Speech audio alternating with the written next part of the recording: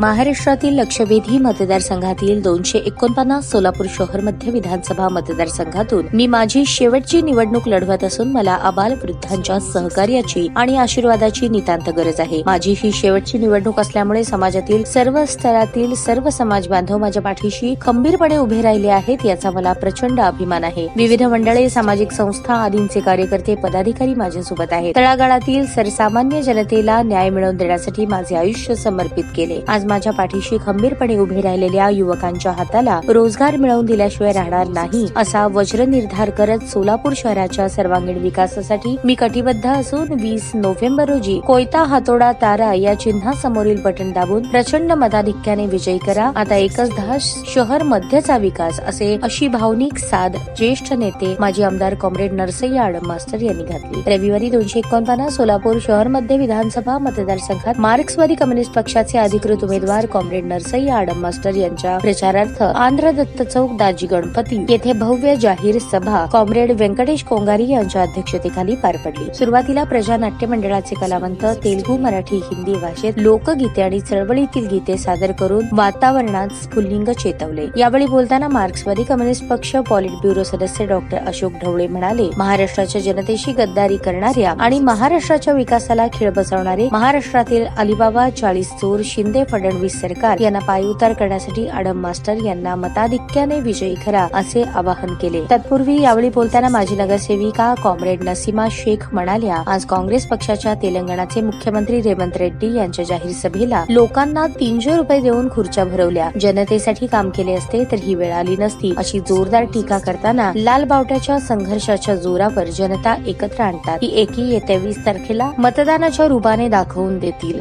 यावेळी व्यासपीठावर माजी नगरसेविका नसीमा शेख, शेवंता देशमुख, सुवर्णंदा बल्ला, कॉम्रेड मुरलीधर सुंचू, दिनेश अण्णा घोडके, निलेश शिंदे, मनीष चव्हाण, अशोक बल्ला यांची उपस्थिती होती। या सभेचे सूत्रसंचालन आणि आभार अनिल वासम यांनी केले।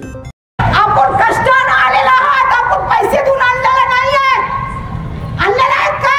तुम्ही स्वतःहून कामगाराचा काम करणाऱ्या नेत्याची सभामध्ये आलेला आहेत। हे काँग्रेसवाले आता सभा घेतात तर 300 रुपये 400 रुपये घेऊन तिथे गर्दी करतात। हे तुम्ही हक्काचे आहेत, हे तुमची ताकद 20 तारखेमध्ये परिवर्तन करायची जबाबदारी तुमच्याकडे आहे, लक्षात ठेवा।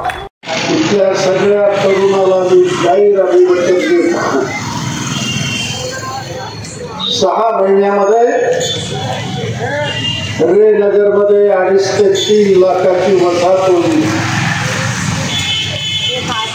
1000